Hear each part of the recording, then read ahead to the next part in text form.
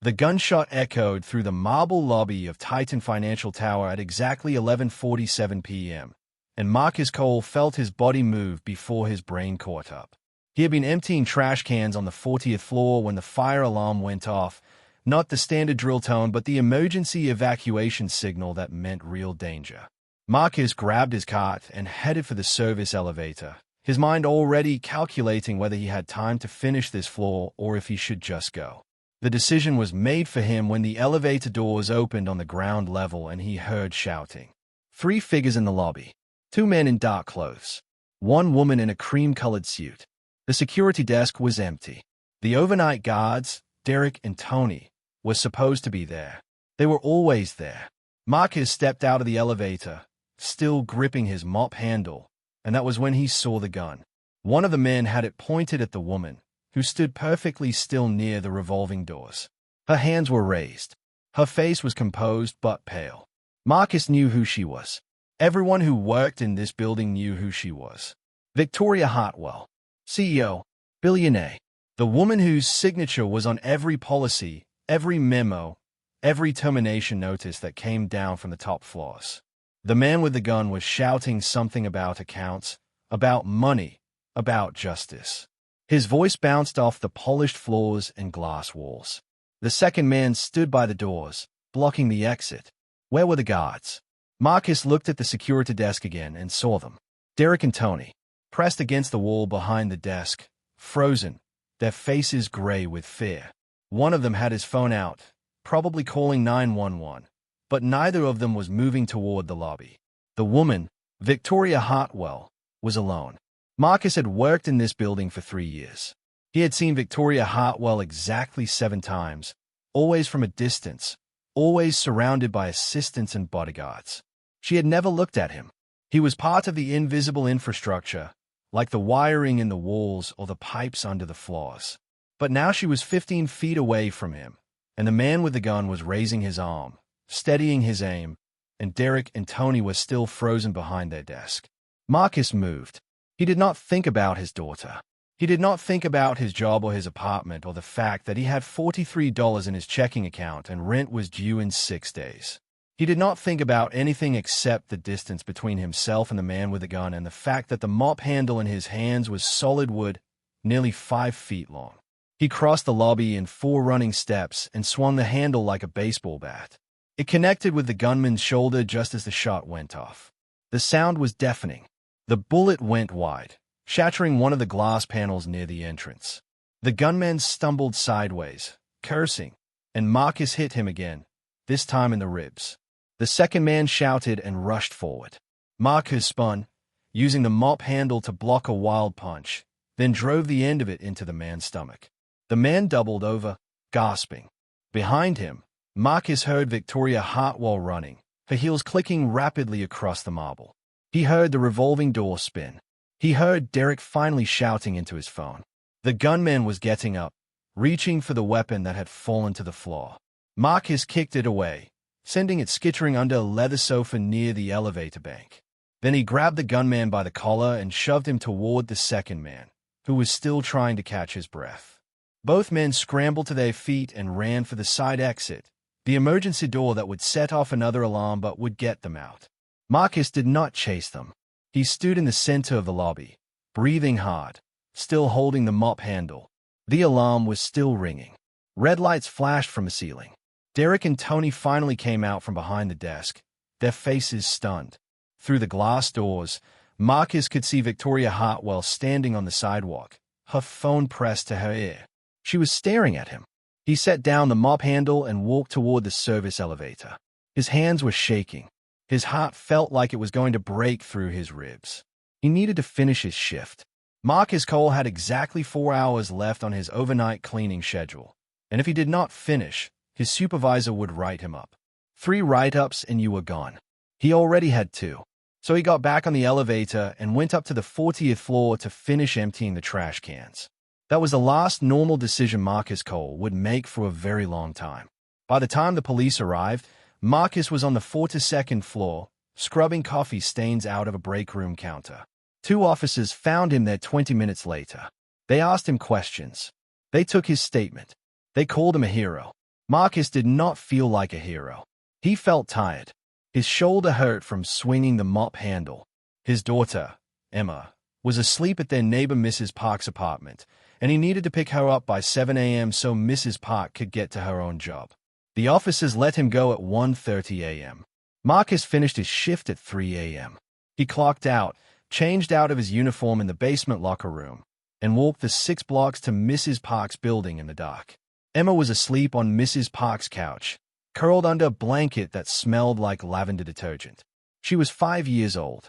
She had his dark hair and her mother's small nose. Her mother had been gone for 2 years.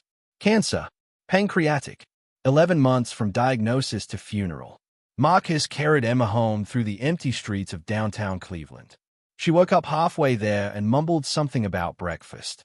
He told her they would have pancakes. They would not have pancakes. They would have cereal, the store brand that came in a bag instead of a box. But he would tell her it was a special treat and she would believe him because she was 5 and she still trusted him completely. He tucked her into bed at 4:15 a.m. He lay down on the couch in their studio apartment and closed his eyes. He did not know that someone had been watching from outside. Maybe one of those people on the street that night who was watching from a phone, from a news site, from somewhere else in the world where viewers gathered to witness stories unfolding. Maybe someone out there, in a place far from Cleveland, seeing this moment and thinking about where they were when they heard about it. Where are you watching from? Maybe you are in a city where the lights never go out. Or maybe you are in a small town where everyone knows your name. Maybe you are alone right now. Or maybe you are sitting next to someone you love. Marcus Cole was alone, except for his daughter sleeping 10 feet away. He closed his eyes and tried not to think about the sound of the gunshot or the look on Victoria Hartwell's face or the way Derek and Tony had pressed themselves against the wall and done nothing. He tried not to think about any of it. But the video was already spreading.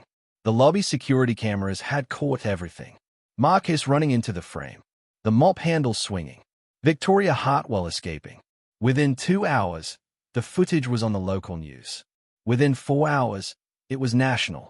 By the time Marcus woke up at noon, his phone had 37 missed calls. 6 months ago, Marcus Cole had been a different person. Not happier, exactly, but more whole. He had worked as an assistant building supervisor for a property management company that handled mid-range apartment complexes on the west side of Cleveland. It was a good job. Union benefits. $42,000 a year.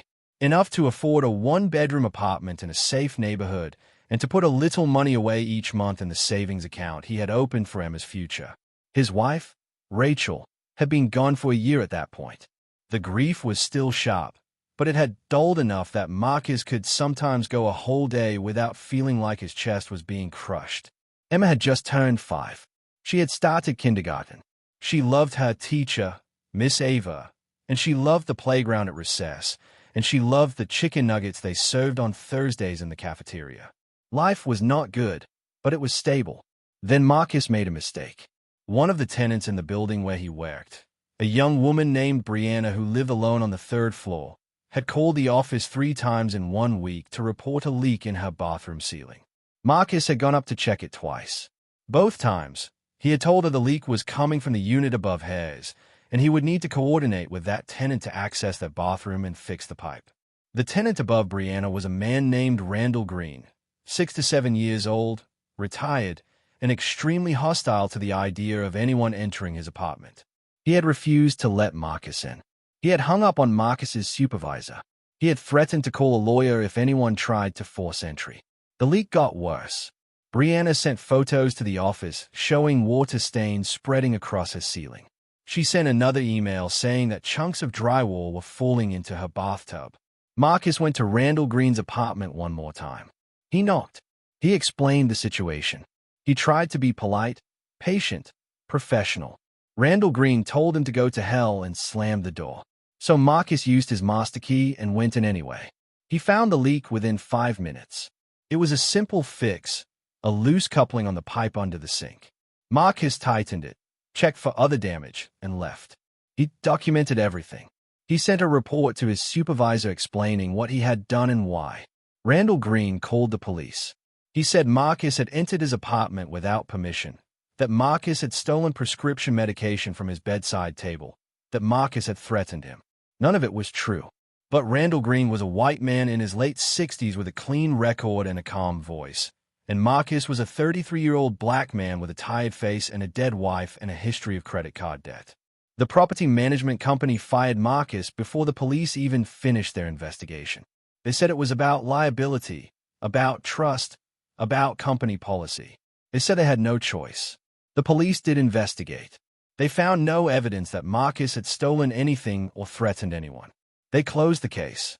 But Marcus's name was already attached to the accusation. When he applied for other building supervisor jobs, potential employers Googled him and found the police report. They found the accusations. No one called him back. He burned through his savings in 2 months. He borrowed money from Mrs. Park, who had been Rachel's friend and who still watched Emma sometimes out of kindness. He sold everything he could sell. He applied for work at grocery stores, warehouses, landscaping companies. He got the job at Titan Financial Tower 4 months ago. Overnight janitor. $16 an hour. No benefits. No union. No security. But it was something. He moved Emma out of their 1-bedroom apartment and into the studio. It was cheaper. $600 a month instead of $950.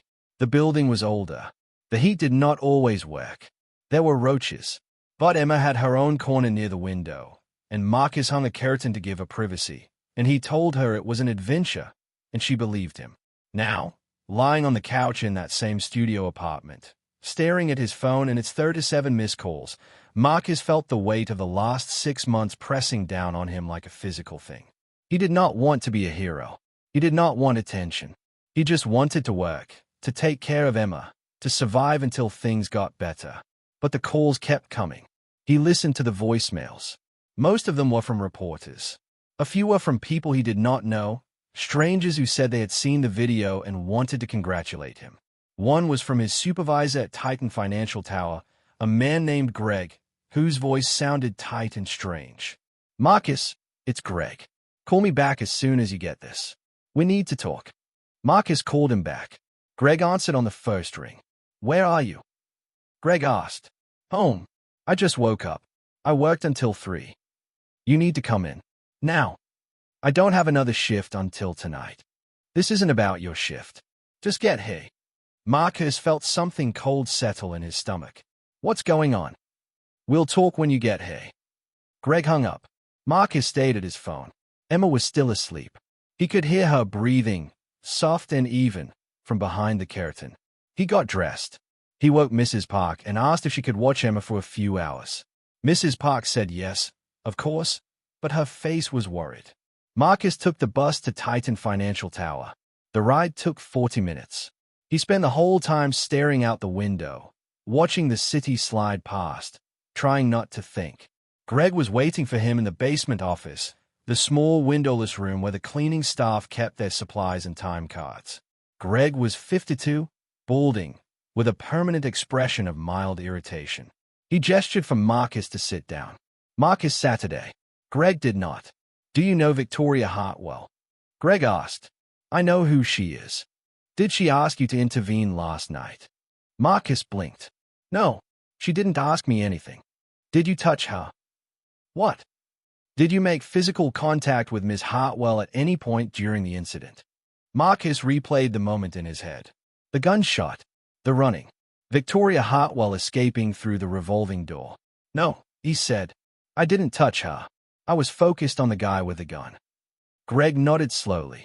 He pulled out his phone and turned it toward Marcus. On the screen was a still image from the security footage. It showed Marcus running across the lobby, the mop handle raised. "This has been on the news all morning," Greg said. "Do you know how many calls we've gotten?" Marcus shook his head. 53. From reporters, from Ms. Hartwell's legal team, from corporate. Everyone wants to know who you are and why you were on the ground floor when you were supposed to be on 40. "I was evacuating. The alarm went off. You were supposed to use the stairwell, not the elevator. The elevator was faster." Greg leaned against the desk. "Ms. Hartwell's team is concerned about the narrative." "What narrative?" "They're concerned that people might think she needed rescuing. They're concerned about how it looks, a janitor playing hero while her security team froze. They're concerned about liability." Marcus felt the coldness in his stomach spread. I didn't do anything wrong. That's not what they are saying. They are saying you violated protocol. They are saying you put Ms. Hartwell at greater risk by engaging with the armed individuals instead of following evacuation procedures. I saved her life. That's your interpretation. Marcus stared at him. Are you serious? Greg sighed. He put his phone away. Look, Marcus, I don't make these decisions. Corporate does. And corporate has decided that your employment here is being terminated, effective immediately. The words did not land at first. Marcus heard them, but they did not make sense. You're firing me. It's not personal. It's about liability and protocol and image. Ms. Hartwell's team wants a clean separation. No lawsuits, no media circus, no complications. I saved her life, Marcus said again, louder this time. And that's great. Really. But it doesn't change the fact that you violated multiple safety protocols, and the company can't afford to keep an employee who doesn't follow procedure. Marcus stood up. His hands were shaking. This is insane. I'm sorry. No, you're not. Greg's face hardened. Clean out your locker. Security will escort you out. Marcus wanted to argue. He wanted to shout. He wanted to demand answers, fairness, justice. But he had been down this road before. He cleaned out his locker in silence. He handed in his ID badge. A security guard, not Derek or Tony but a different guy Marcus had never seen before, walked him to the front entrance and watched him leave. The bus ride home took 40 minutes. Marcus spent the whole time staring at his hands. When he got back to the apartment, Mrs. Park was waiting with Emma. Emma ran to him and hugged his legs. She was smiling. She had no idea. Mrs. Park pulled him aside while Emma played with her dolls on the floor. What happened? Mrs. Park asked quietly. They fired me. Mrs. Park's face went pale. Why? Because I saved someone's life. He said it out loud, and it sounded even more absurd than it had in his head.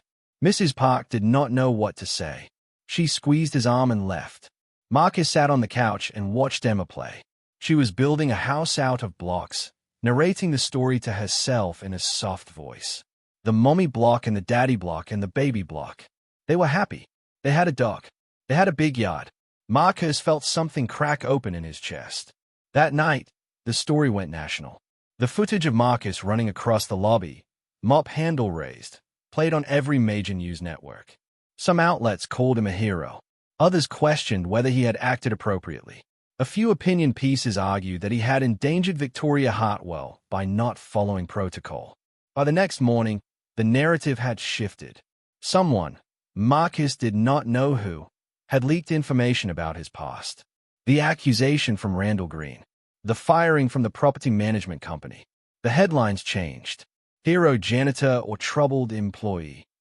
Victoria Hartwell's rescue has complicated past. Questions raised about man who intervened in tower incident. Marcus stopped reading after the third article. He turned off his phone. He sat on the couch in the dark and tried to figure out how to pay rent. The truth was, he could not. Not this month. Not without the job. He had $112 in his checking account. Rent was $600. Utilities were another $90. Food, bus fare, Emma's after-school program. The numbers did not add up. Marcus did not sleep that night. He lay on the couch and stared at the ceiling and thought about Rachel, about the way she used to make lists when things got bad, breaking big problems into small tasks, telling him they could handle anything as long as they took it one step at a time. But Rachel was gone, and Marcus did not know what the first step was anymore. 2 days later, the eviction notice arrived. It was not official yet, just a warning from the landlord. Rent was due. If Marcus did not pay within 10 days, the landlord would start the legal process. Marcus called every number he could think of. He applied for emergency assistance. He reached out to churches, charities, community organizations. He begged for an extension on the rent. Nothing worked. On the 5th day, Emma asked why they did not have any food in the fridge. Marcus told her they were going on a special diet. They were eating simple foods, healthy foods, rice and beans, peanut butter sandwiches. It was an adventure. Emma nodded, but she looked at him with her big dark eyes, and Marcus knew she did not believe him. On the 7th day, Marcus woke up with a splitting headache and a fever. He tried to ignore it. He spent the day applying for jobs online, sending out resumes, calling potential employers. By evening, the fever was worse. His whole body ached. He could barely stand. Mrs. Park came by to check on them. She took one look at Marcus and told him to lie down. She felt his forehead and said he needed to see a doctor. Marcus told her he did not have insurance. Mrs. Park made him soup. She watched Emma while Marcus slept. When she left, she pressed $40 into his hand and told him not to argue. Marcus cried after she left. Quiet, shaking sobs that he muffled with his hand so Emma would not hear. He was 33 years old. He had worked every day of his adult life. He had never asked for handouts. He had never wanted pity. But now he was taking money from a 70-year-old woman who lived on Social Security, and he did not know how he was going to survive the next month. On the 10th day, Marcus went to the free clinic downtown. He waited for 3 hours to see a doctor. The doctor told him he had a severe respiratory infection and needed antibiotics. The antibiotics cost $6 to $7 at the pharmacy. Marcus paid for them with Mrs. Park's money. That night, Emma woke up crying. She said her stomach hurt. She said she was scared. Marcus held her and told her everything was going to be okay, but he did not believe it. The next morning, a reporter showed up at their apartment. She knocked on the door and said she wanted to tell Marcus's story. She said people deserved to know the truth about what happened at Titan Financial Tower. Marcus told her to leave. She left a business card. Marcus threw it away. But the reporters kept coming. They called. They emailed. They waited outside the building. One of them followed Emma to school. Mrs. Park called the police. The police said there was nothing they could do unless the reporters were trespassing. Marcus stopped leaving the apartment unless he absolutely had to. He spent his days in the studio, lights off, curtains drawn, waiting for something to change. On the 15th day, Victoria Hartwell's legal team sent him a letter. It was delivered by courier, a young man in a suit who handed Marcus an envelope and left without a word. The letter was formal, typed on heavy cream paper with a gold embossed logo at the top. It said that Ms. Hartwell appreciated Marcus's actions on the night of the incident. It said that she regretted any misunderstanding regarding his termination. It said that, as a gesture of goodwill, her legal team was prepared to offer Marcus a settlement. $15,000. In exchange for signing a non-disclosure agreement and releasing Titan Financial Tower and Victoria Hartwell from any liability related to the incident. Marcus read the letter 3 times. $15,000 would solve everything. Rent, food, utilities, a cushion while he looked for another job, stability. But the non-disclosure agreement meant he could never talk about what happened. He could never tell his side of the story. He could never say that he had been fired for saving someone's life. He thought about it for 2 days. On the 17th day, he signed the papers. He told himself it was the right decision. He told himself it did not matter. He told himself that survival was more important than pride. But he felt something inside him break. That night, Marcus sat on the couch and held Emma while she slept. He thought about all the times in his life when he had tried to do the right thing and been punished for it. He thought about Rachel, about the way she used to tell him that kindness mattered, that integrity mattered, that the world needed people who would stand up even when it cost them. But Rachel was gone, and Marcus was tired. He closed his eyes and tried not to think about what he had just signed away. He tried to focus on the feeling of Emma's weight in his arms, the sound of her breathing, the knowledge that at least for now, they had a roof over their heads and food in the fridge. Maybe somewhere out there, someone was thinking about this moment, about how hard it is to keep going when the world keeps knocking you down. Maybe someone was wondering what they would do in his place.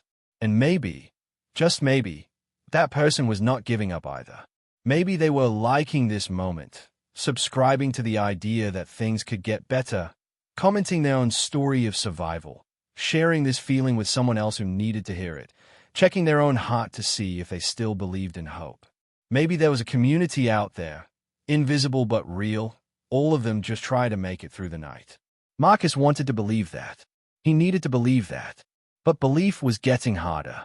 Marcus fell asleep holding his daughter, and for the first time in months, he dreamed of Rachel. She was standing in their old apartment, the one bedroom they had lived in before she got sick, and she was smiling. She told him to wake up. She told him something was coming. She told him to hold on. He woke up at 3 a.m. Emma was still asleep. The apartment was dark and quiet. Marcus did not feel hope. Not exactly, but he felt something.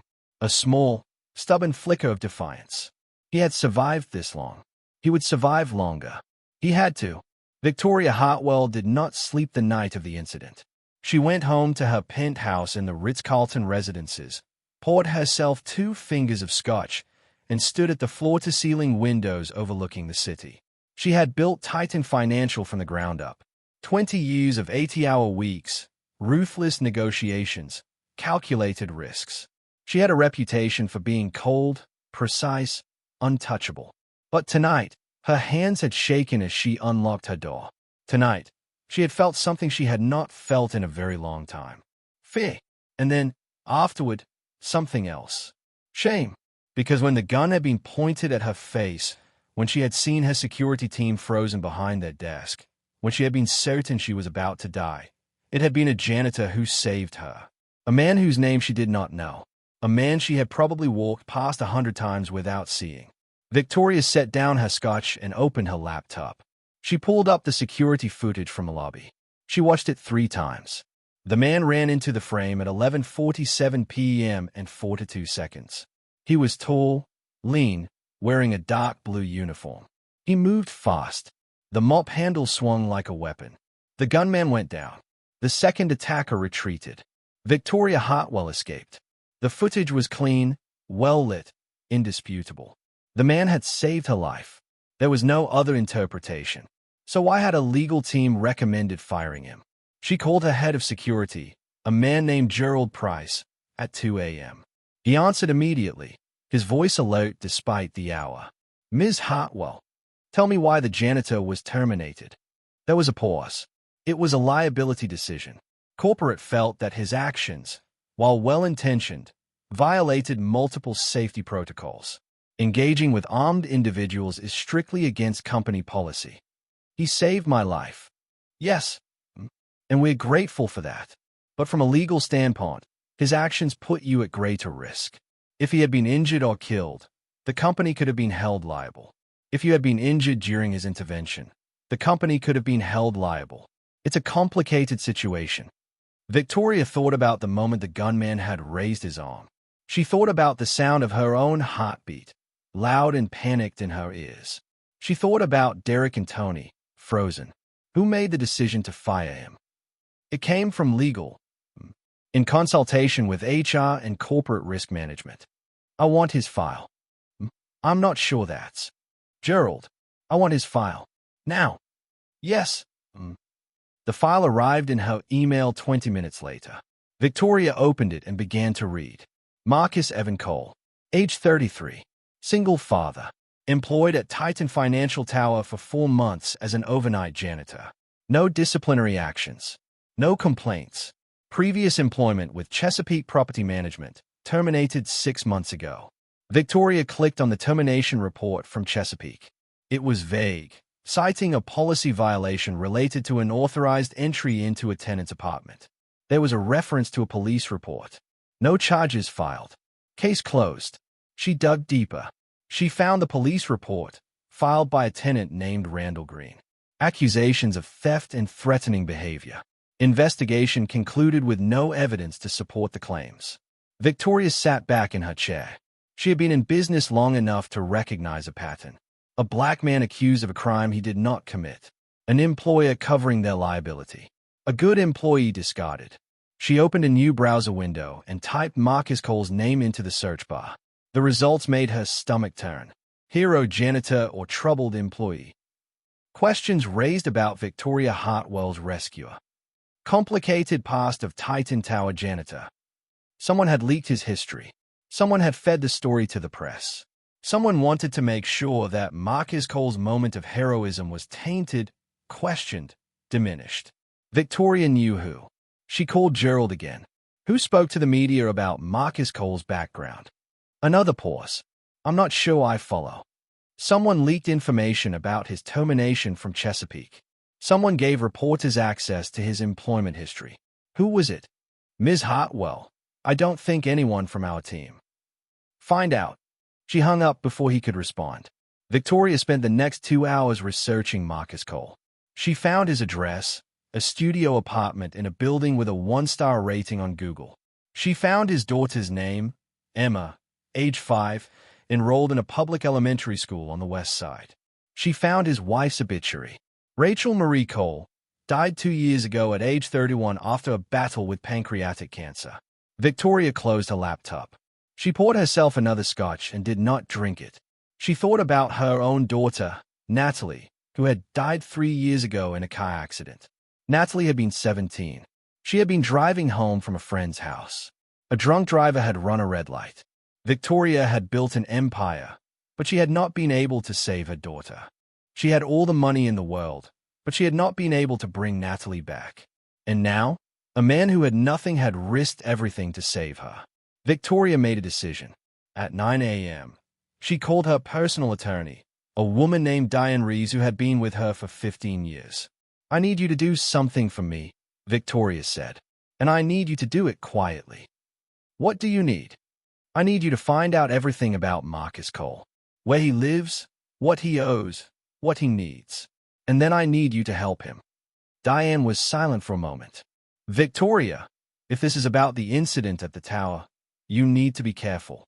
Your legal team has already advised." "I don't care what my legal team advised. This man saved my life, and then we fired him and destroyed his reputation. I want to fix it. That could open you up to liability." "I don't care." "Victoria." "Diane, please."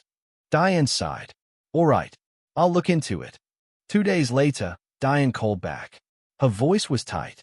"Victoria, we need to talk." "What did you find?" "Marcus Cole is in serious trouble. He's behind on rent. He has a respiratory infection that he's not treating properly because he can't afford the medication. His daughter is asking the school counselor for extra food at lunch. He's applying for jobs, but no one will hire him because of the media coverage." Victoria felt something cold settle in her chest. "How bad is it?" "He's weeks away from homelessness. Maybe less." Victoria closed her eyes. "What does he need?" "Immediate financial assistance, medical care, legal representation to clear his name, and probably therapy, though I doubt he'd accept it." "Set it up." "Victoria, if you do this publicly, it's going to look like you're trying to buy his silence or cover up the fact that your security team failed. Your board is already concerned about the optics. Then we do it privately." "There's no such thing as private in your position."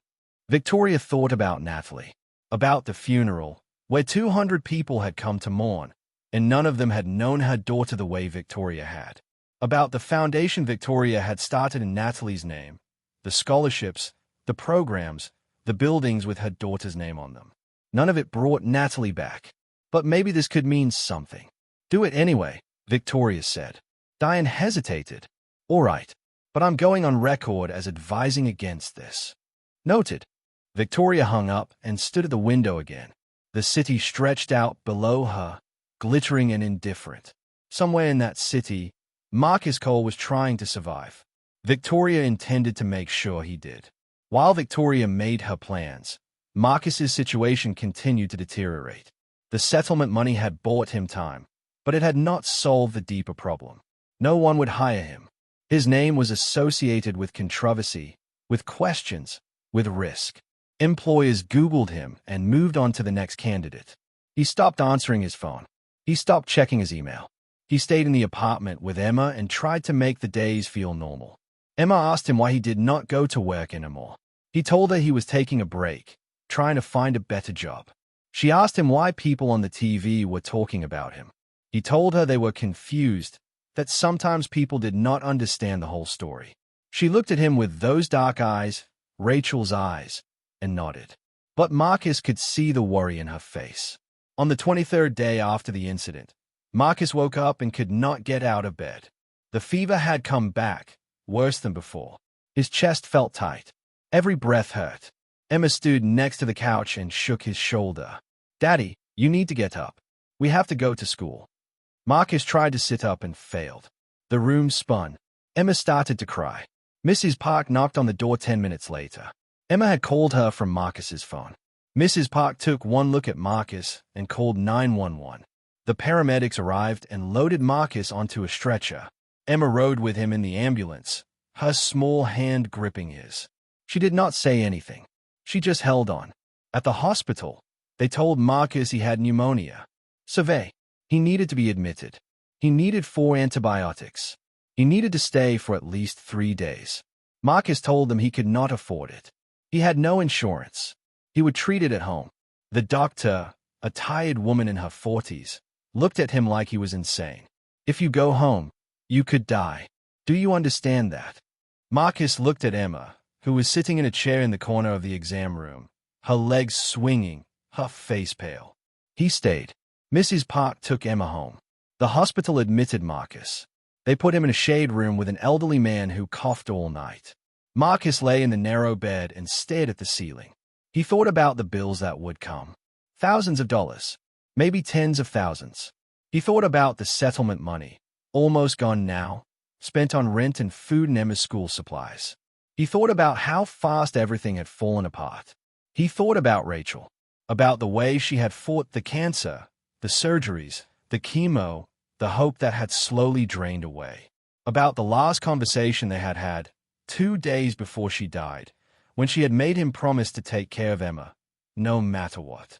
Marcus had promised, but he did not know how much longer he could keep that promise.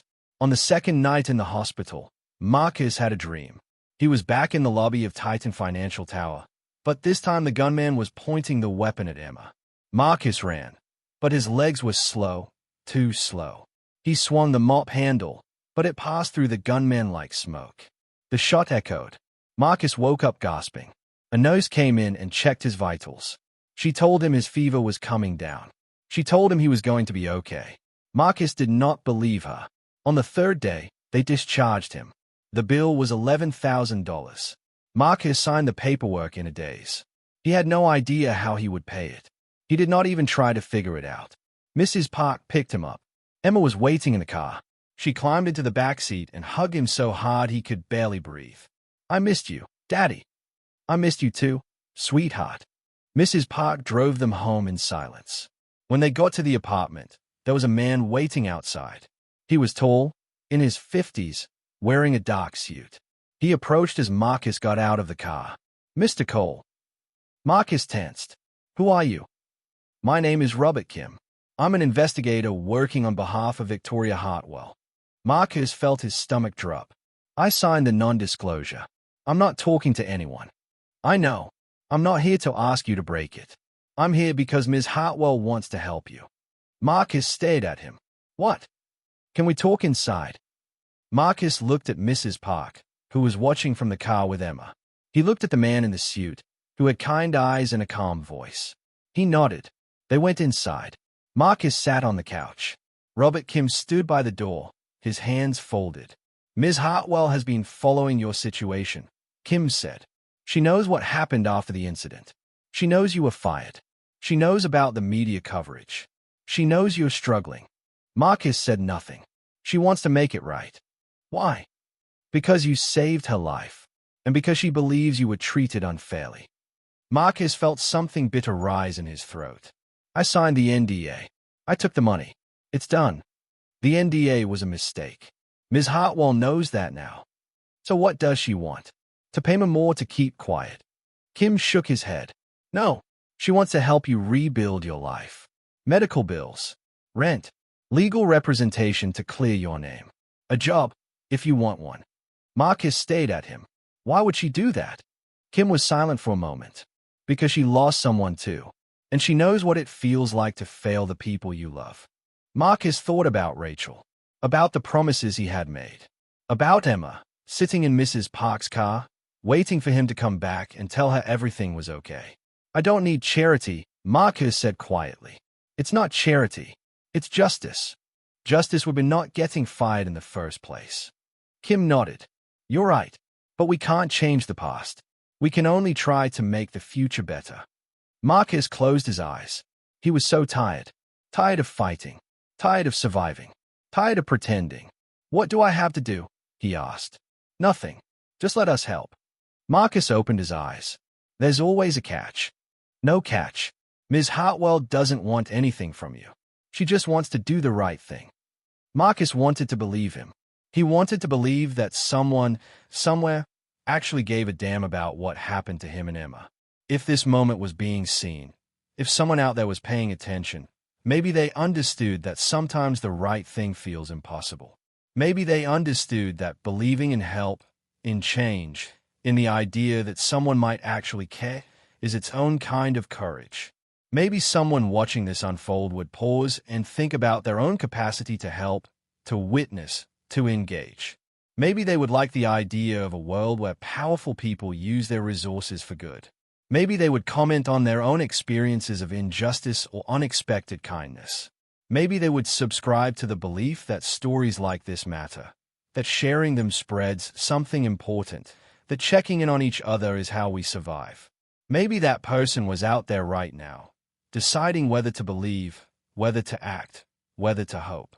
But Marcus had been disappointed too many times. "I'll think about it," he said. Kim nodded. He handed Marcus a business card. "My number. Call me when you're ready." He left. Marcus sat on the couch for a long time, staring at the card. Then he put it in his pocket and went to get Emma from Mrs. Park's car. That night, Emma asked him if the man in the suit was going to take them away. Marcus hugged her. "No, sweetheart. No one's taking us anywhere. Promise. I promise." But as he said it, Marcus realized he did not know if that was true.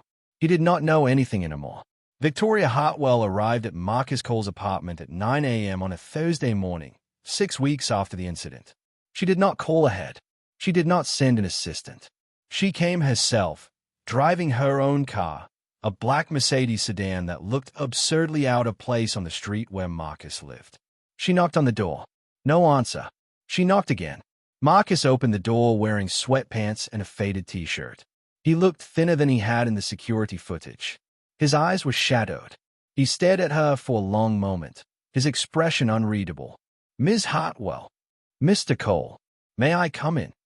He hesitated, then stepped aside. Victoria entered the studio apartment and felt something in her chest tighten. The space was clean but spare. A couch with a blanket folded on one end. A small kitchen area with a card table and 2 mismatched chairs.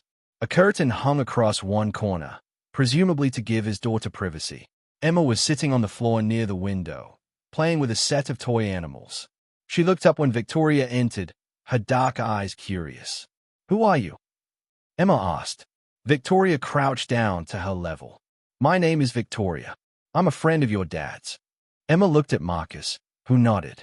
"It's okay, sweetheart. Why don't you play in your corner for a few minutes?" Emma gathered her toys and disappeared behind the curtain. Marcus gestured to the couch. Victoria sat today. Marcus sat on one of the kitchen chairs, facing her. "Why are you here?" he asked. Victoria had rehearsed this conversation a dozen times in her head. She had planned what to say, how to explain. But now, sitting in this small apartment, seeing the reality of Marcus Cole's life, all of her prepared words felt inadequate. "I came to apologize," she said. Marcus said nothing. "You saved my life. And in return, you were fired, your reputation was destroyed, and you were left to fend for yourself. That was wrong. I was wrong. My company was wrong. You didn't fire me. Your legal team did. I'm the CEO. Everything my company does is my responsibility." Marcus leaned back in his chair. "So what do you want? To make yourself feel better?" Victoria met his eyes. "I want to help you. Your investigator already offered. I said I'd think about it. And have you?" "I've been busy trying not to get evicted." Victoria pulled a folder from her bag and set it on the table. "This is a full financial plan. It covers your medical bills from the hospital, 6 months of rent paid in advance, and a trust fund for Emma's education. There's also a job offer from one of my subsidiary companies. Building management. Same work you were doing before, but better pay and full benefits." Marcus stayed at the folder. He did not touch it. "I also have a lawyer ready to file suit against Chesapeake Property Management and Randall Green for wrongful termination and defamation. We can clear your name." "Why?" Marcus asked. His voice was flat. "Why do all this?" Victoria thought about Natalie, about the foundation, the scholarships, the desperate attempts to give her daughter's death some kind of meaning. Because I lost someone too, she said quietly.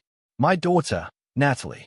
She died 3 years ago, and I've spent every day since then trying to figure out how to make the world a little less cruel. I can't bring her back, but I can help you. Marcus looked at her for a long time. You think this makes up for what happened? No, nothing makes up for it, but it's a start. Marcus picked up the folder. He opened it and scanned the first page. His jaw tightened. This is too much. It's what you owed. I didn't ask for this. I know, but you need it. Marcus closed the folder. He set it down.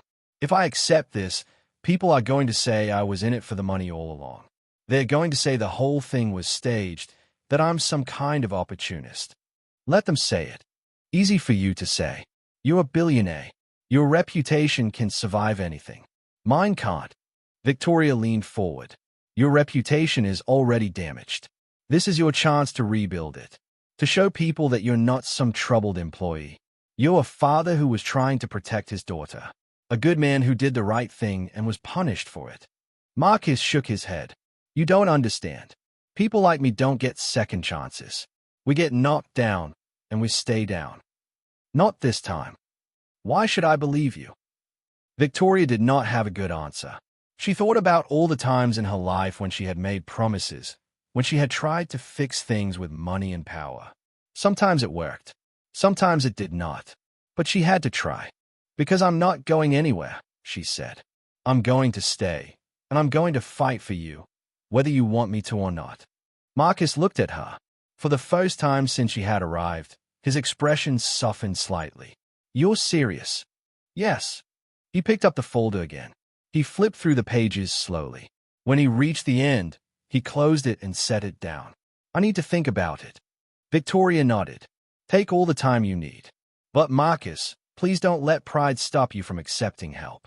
Your daughter needs you, and you can't take care of her if you're drowning. She stood. Marcus stood too. Thank you for hearing me out, Victoria said. Thank you for coming. Victoria walked to the door. She paused, her hand on the knob. One more thing. I'm going to hold a press conference next week. I'm going to tell the truth about what happened, about your termination, about the NDA, about all of it. I'm going to make it clear that you were treated unjustly. Marcus's eyes widened. You can't do that. Your board will lose their minds. Let them. Ms. Hartwell. Victoria. Victoria, you don't have to do this. Yes, I do. She left before he could argue. The press conference was scheduled for the following Monday at 10 a.m. Victoria's board of directors called an emergency meeting on Sunday night. They met in the boardroom at Titan Financial Tower, 12 people sitting around a polished table, their faces grim.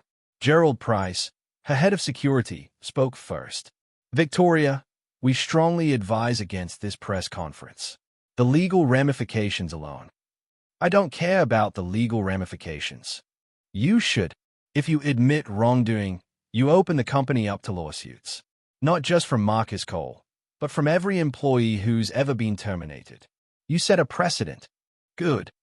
A woman at the end of the table, Patricia Monroe, the company's chief legal counsel, cleared her throat.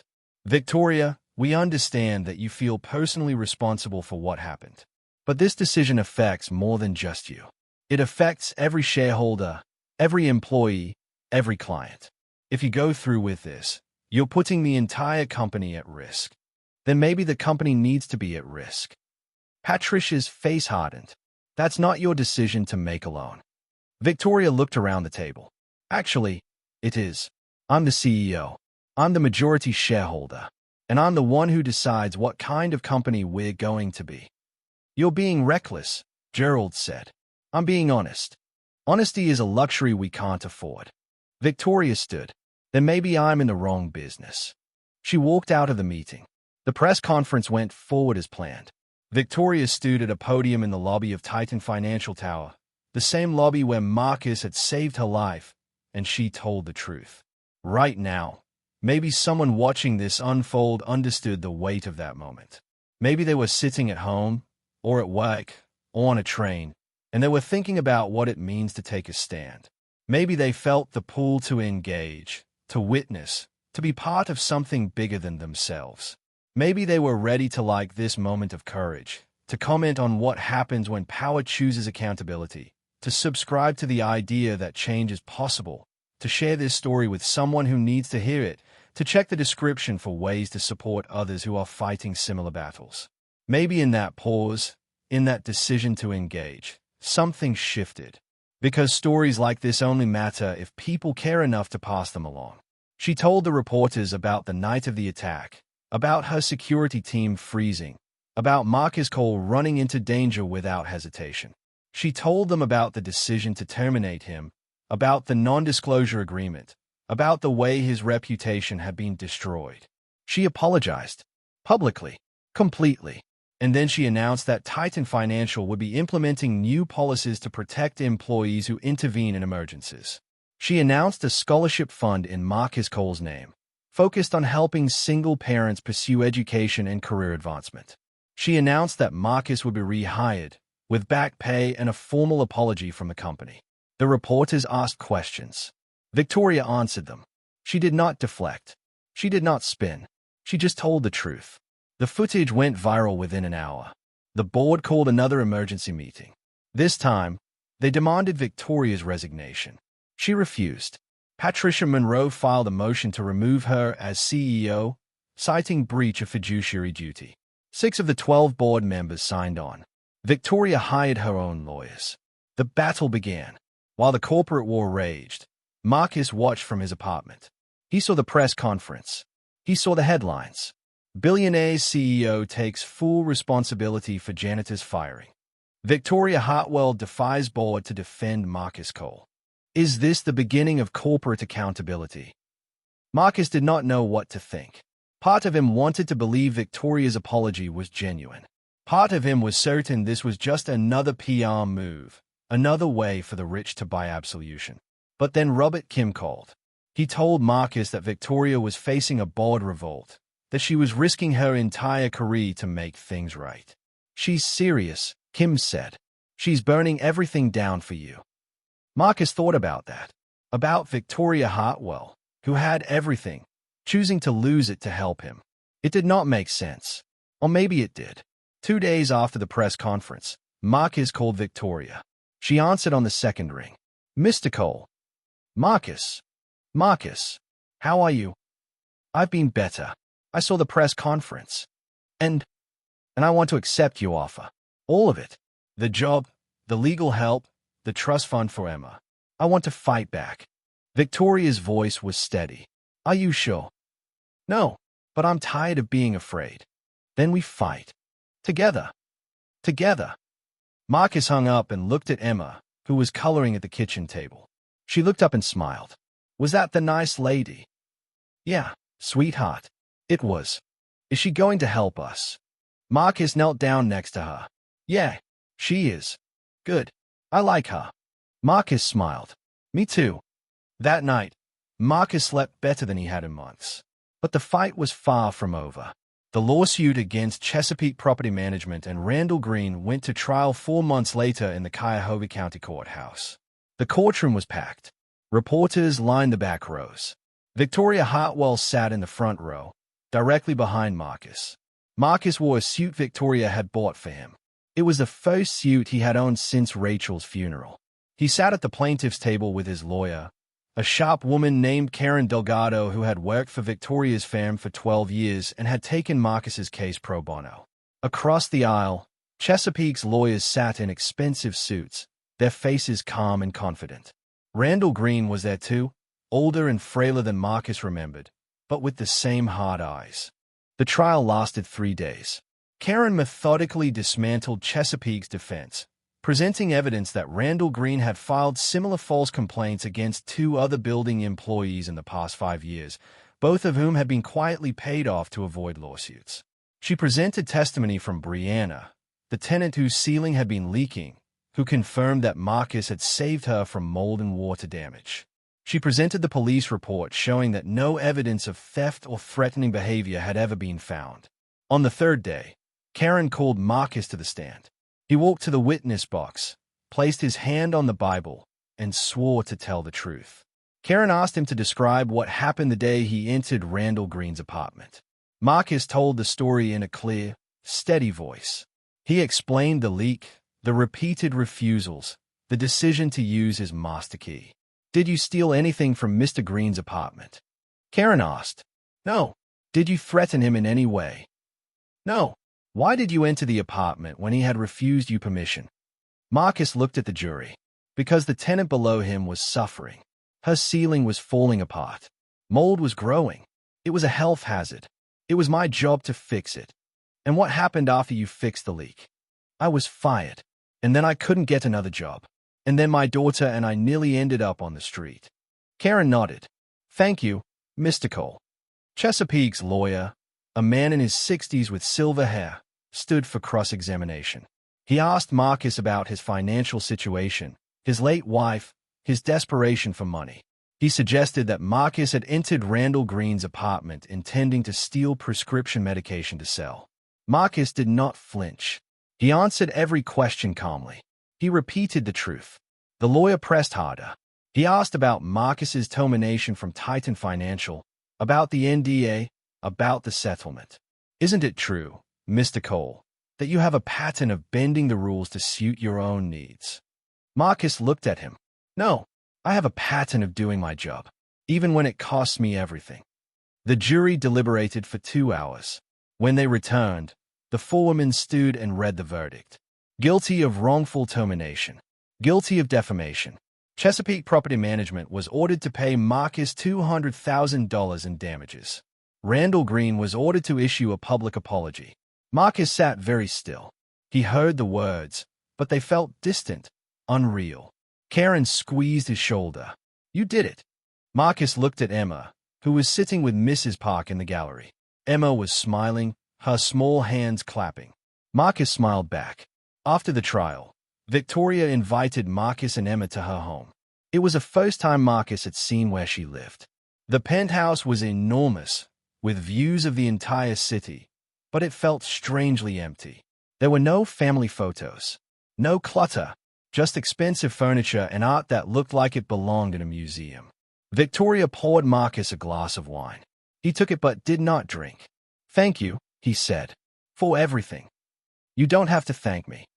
Yes, I do. Emma was sitting on the floor near the window, drawing on a pad of paper Victoria had given her. She hummed softly to herself. Victoria watched her. She's a beautiful child. She's everything. I know. They sat in silence for a moment. Then Victoria said, I'm starting a new foundation. It's going to focus on protecting workers who face retaliation for doing the right thing. Legal aid, financial support, job placement. I want to name it after Rachel, if that's all right with you. Marcus felt something catch in his throat. You don't have to do that. I want to. She raised a good man. Her name should mean something. Marcus nodded, unable to speak. Victoria reached into her bag and pulled out a folder. One more thing. I've been working with the city council. They're creating a new oversight board for workplace safety and employee rights. I'd like you to be on it. Marcus blinked. Me? You have more experience with this than anyone. You've lived it. You know what needs to change. I'm not qualified. You're the most qualified person I know. Marcus looked at the folder. Inside were details about the board, the meetings, the responsibilities. It was a paid position, $25,000 a year, part-time. It was not a fortune, but it was stability. It was purpose. I'll do it, Marcus said. Victoria smiled. Good. Emma finished her drawing and brought it over to Victoria. It showed 3 stick figures, a tall one, a short one, and a medium one. They were holding hands. That's you, me, and Daddy, Emma explained. Victoria took the drawing carefully. May I keep this? Emma nodded. It's for you, so you won't be lonely. Victoria's eyes filled with tears. She wiped them quickly. Thank you, Emma. I'll treasure it. 6 months later, Marcus stood in front of the new Rachel Cole Foundation building, a modest 3-story structure on the east side of Cleveland. The sign above the door bore his wife's name in bronze letters. Inside, 10 staff members worked to help workers facing retaliation, discrimination, and wrongful termination. They had already assisted 43 people in the first 3 months. Marcus was there every Tuesday and Thursday, talking to clients, reviewing cases, offering advice. He was good at it, better than he had expected. Emma loved a new school. She had friends. She was thriving. She talked about being a lawyer when she grew up, like Miss Karen. Victoria visited once a month. She and Marcus had become something close to friends. Not quite family, but something deeper than colleagues. On the day of the foundation's grand opening, Victoria gave a speech. She talked about Rachel, about Marcus, about the power of ordinary people to change the world. She talked about the need for accountability, for justice, for compassion. Marcus stood in the crowd and listened. He thought about the night in the lobby of Titan Financial Tower, about the sound of the gunshot, about the decision to run forward instead of away. He thought about all the times in his life when he had tried to do the right thing and been punished, about the way the world seemed designed to crush people like him.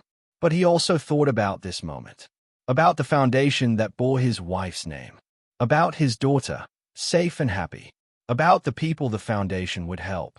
Maybe the world was not designed to be fair. Maybe it never would be. But maybe, sometimes, people could make it a little more just. After the ceremony, Marcus took Emma to the park. They sat on a bench and ate ice cream. Emma told him about her day, about the girl in her class who had shared her crayons, about the book they were reading in school. Marcus listened and felt something he had not felt in a long time. Peace. That night, after Emma was asleep, Marcus stood at the window of their new apartment, a two-bedroom place in a safe neighborhood with good schools. He could afford it now. The job at the foundation, combined with the settlement and the trust fund Victoria had set up, meant that money was no longer a constant source of terror. He thought about Rachel, about the promise he had made to her, about the way she had believed in him even when he had stopped believing in himself. He had kept his promise. Emma was safe. She was loved. She was thriving. And Marcus was still here, still fighting, still trying. In this moment, maybe someone else was standing at a window too, looking out at their own city, their own life, their own struggles. Maybe they were thinking about giving up. Maybe they were wondering if kindness matters, if courage matters, if trying matters. Maybe they needed to hear that it does. Maybe they needed to know that one person can make a difference, that standing up matters, that the fight is worth it. Maybe they needed to like the idea of hope, to comment on their own stories of survival, to subscribe to the belief that tomorrow can be better than today, to share this truth with someone else who is barely holding on, to check their own hearts and find the strength to keep going. Maybe that is why stories like this matter, because they remind us that we are not alone, that we are all standing at windows, looking for light. And sometimes, if we are lucky, we find it. The world had tried to break Marcus Cole. It had come close, but he was still standing, and he would keep standing. For Emma, for Rachel, for everyone who had been knocked down and told it did not matter. Because they did matter. He mattered, and that, Marcus thought, was enough. He closed the curtains and went to bed. Tomorrow, there would be work to do, people to help, a daughter to raise, a life to live. But tonight, Marcus Cole was at peace. And that was everything.